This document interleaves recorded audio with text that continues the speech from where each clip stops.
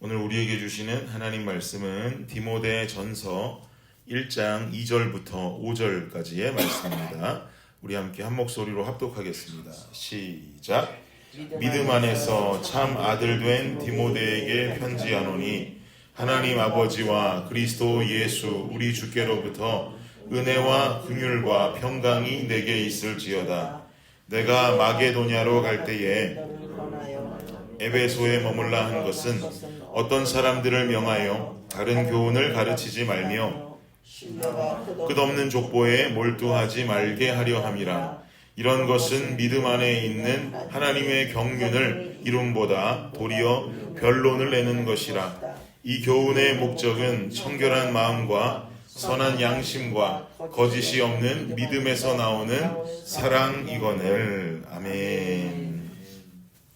네, 오늘부터 생명의 삶이 디모데 전서로 넘어가게 됩니다. 디모데 전서는 그렇게 긴 내용의 성서가 아니기 때문에 금방 디모데 전서가 마쳐지면 제가 일전에 예고드렸던 대로 에스겔 말씀이 이렇게 시작될 예정입니다. 이 디모데 전서는 바울 서신으로 분류되고 바울 서신 중에서도 목회 서신으로 좀 더 디테일하게 분류되어지는 성서라고 볼 수 있습니다. 바울 서신이라 하니까 당연히 바울이 쓴 서신서가 되겠고요. 바울 서신의 특징이라면 제가 몇 번 강조드렸던 바 있는 것처럼 서신의 제목이 수신처가 된다라고 늘 말씀을 드렸습니다. 바울 서신은 서신의 제목이 수신처가 된다. 그러면 디모데 전서는 바울이 누구에게 쓴 성서겠어요? 디모데에게 쓴 성서라고 볼 수가 있겠습니다. 그래서 우리가 읽었던 2절 말씀에도 그렇게 밝히고 있는 것이죠. 믿음 안에서 참 아들 된 디모데에게 편지하노니 하나님 아버지와 그리스도 예수 우리 주께로부터 은혜와 긍휼과 평강이 내게 있을지어다. 이렇게 2절이 쓰여지면서 이 서신이 디모데에게 보내는 편지임을 확실하게 밝혀주고 있습니다. 그렇다면 이 디모데에게 특별하게 편지를 쓰고 있다면 편지를 쓰는 이유가 있을 것 아니겠습니까? 일단 디모데는 여러분들께서도 잘 아시는 바와 같이 바울에게 있어 양아들과도 같은 존재입니다. 바울은 AD 62년부터 64년경까지 로마 감옥에 1차로 투옥되어졌다가 풀려나게 되는데 로마 감옥에서 1차 투옥하고 풀려나게 된 뒤에 마게도니아로 향해서 가게 된단 말이죠. 이때 마게도니아로 가는 길에 디모데를 자신이 그토록 사랑했던 도시였던 에베소에 두고 가게 됩니다. 이러한 이유로 디모데는 에베소 교회의 목회자가 되어서 교회를 세우는 사명을 감당하게 되는 것이죠. 이렇게 에베소 교회에서 목회를 감당하는 아들과 같은 이 디모데에게 바울은 목회적인 지침을 주기를 원한 것입니다. 그럼 어떤 목회적인 지침을 주기를 원했는가? 교회를 어떻게 세워가기를 원했는가? 3절 말씀을 한번 보시면요. 3절 읽겠습니다. 시작. 내가 마게도니아로 갈 때에 너를 권하여 에베소에 머물라 한 것은 어떤 사람들을 명하여 다른 교훈을 가르치지 말며. 여기 보니까 어떤 사람들을 명하여 다른 교훈을 가르치지 말도록 하라. 어떤 다른 교훈이 전해지는 것에 대한 경계성을 가지고 이야기를 시작하고 있는 거죠. 여기서 말하고 있는 다른 교훈이라고 하는 말의 원어적인 의미, 헬라어적인 의미를 찾아보니까 표준적인 가르침에 반하는 가르침, 이것을 다른 가르침이라고 말하는 것이 다른 교훈이라고 말하는 것입니다. 한마디로 말하면 뭐겠어요? 이단이란 말이죠. 이단. 명확히 어떤 이단인지는 밝히지를 않고 있습니다만 표준적인 가르침에 반하는 가르침을 가리키는 그 사람들을 조심하게 하라, 경계하라라고 하는 것을 지금 바울은 말하고 있는 거예요. 그럼 이들이 가르치고 있는 잘못된 교훈은 어떤 가르침이었는가? 4절 말씀을 보시면요. 함께 읽겠습니다. 시작. 신화와 끝없는 족보에 몰두하지 말게 하려 함이라. 이런 것은 믿음 안에 있는 하나님의 경륜을 이룸보다 도리어 변론을 내는 것이라. 신화와 끝없는 족보에 몰두하지 말게 하라. 이런 사상을 전하는 이단 사조는 당시 어떤 이단인지는 모르겠습니다. 영지주의적인 사상도 아니라고 좀 보여지고요. 그렇지만 당시 구약 성경을 신화적으로 풀어내는 어떤 유대교 이단 종파가 있었던 것이 아닐까라고 우리는 생각해 볼 수가 있겠습니다. 이게 신화적으로 구약 성경을 풀어낸다면 이게 뭐가 문제가 되는가? 구약의 이야기가 신화로 보여진다면 여러분 어떤 문제가 일어나겠습니까? 신화가 되면 이것은 마치 실제로 일어나지 않은, 사실을 기록하지 않은 책으로 여겨질 수가 있겠죠. 그러나 구약 성서는 하나님의 역사로 쓰여진 책이고 하나님의 전능하심이 기록되어져 있는 책입니다. 그래서 성서를 신화로 풀어내는 것은 절대로 옳지가 않지요. 오늘을 살아가는 우리들에게도 이 가르침은 무척 중요합니다. 사랑하는 여러분, 성경에 기록된 이야기가 신화가 아니라 실제적인 사실, 아버지의 역사를 적어놓은 책임을 여러분 모두 믿으십니까? 우리가 성경을 사실로 믿고 하나님의 기록으로 믿는다라고 하는 증거, 우리가 그렇게 살고 있다라고 하는 삶의 증거를 어떻게 찾아낼 수가 있을까요? 5절에 보니까 5절 함께 읽겠습니다. 시작. 이 교훈의 목적은 청결한 마음과 선한 양심과 거짓이 없는 믿음에서 나오는 사랑이거늘. 우리가 성경을 하나님의 말씀으로 믿는다.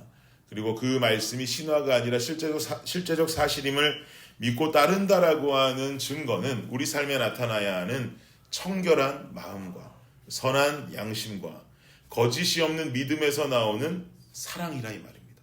그 사랑의 모습이야말로 말씀을 믿고 따르는 성도들에게 나타나고 보여져야 하는 삶의 열매요 증거다라고 지금 바울은 일컫고 있는 것입니다. 여러분, 이 가르침이 너무너무 중요합니다. 정말 중요합니다.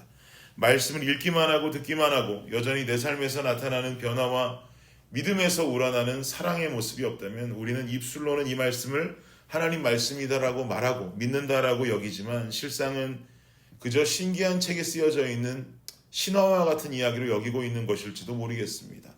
예수님께서도 분명히 말씀하시길 마태복음 말씀에 7장 16절에서 18절 이렇게 말씀하시죠.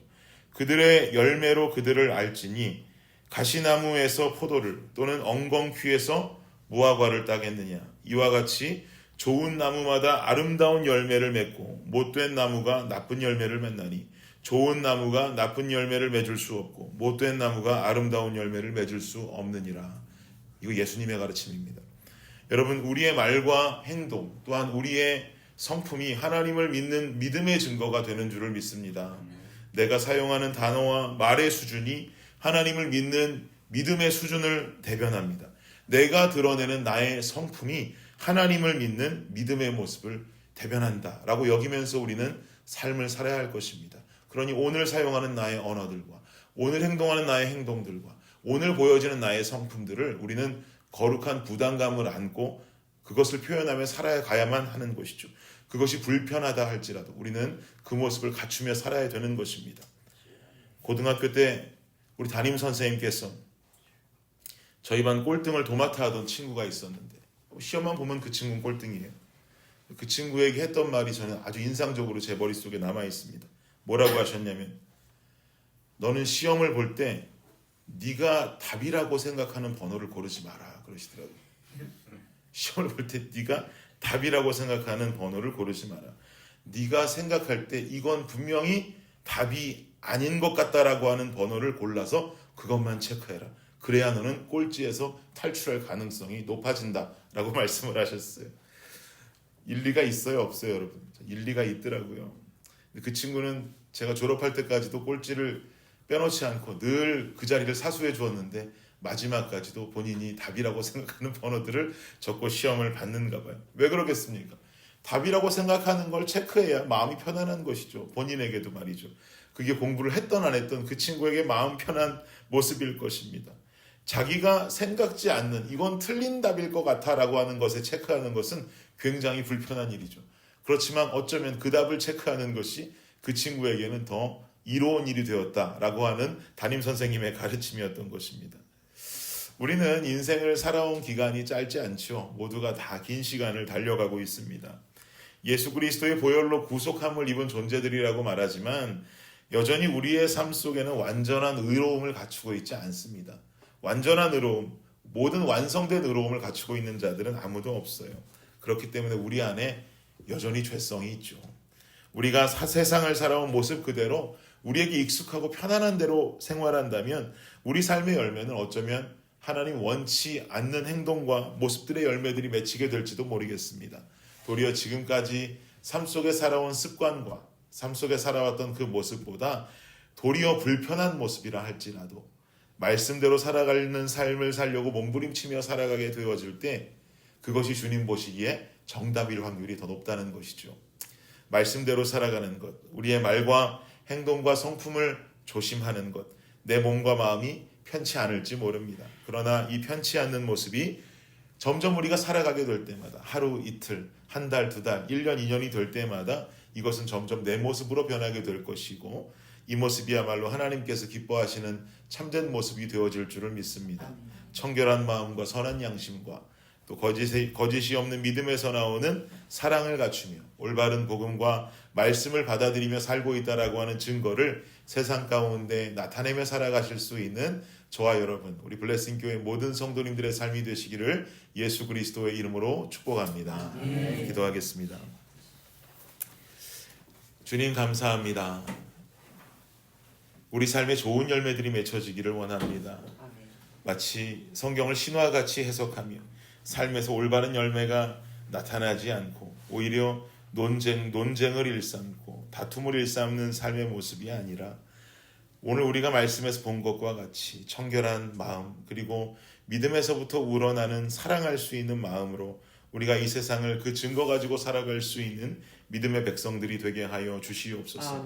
그 한 걸음 한 걸음이 때로는 불편하다 할지라도 주님 원하시는 삶이라면 주님 내가 그 불편함을 다 감수하고서라도 아버지 위한 삶을 살아가겠습니다 라고 우리가 고백할 수 있는 우리 모두가 되게 하여 주옵소서. 그러나 우리의 스스로 살아가는 삶 속에 홀로는 너무나도 힘듭니다. 성령의 도움이 무척 필요합니다.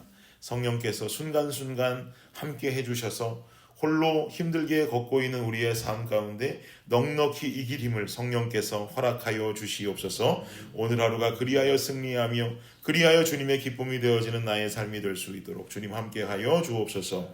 감사합니다. 예수 그리스도의 이름으로 기도드립니다. 아멘.